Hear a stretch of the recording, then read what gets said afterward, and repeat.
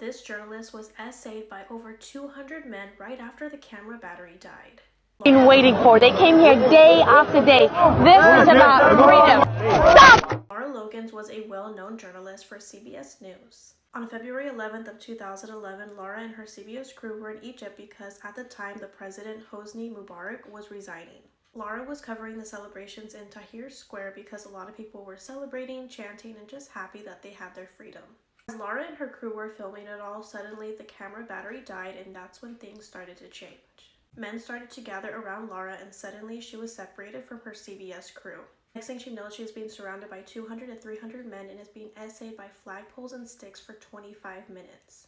They tore off her clothes and started to take photos with their cell phones. Lara's body was being pulled in different directions, and when they were pulling her hair, it was coming out in chunks.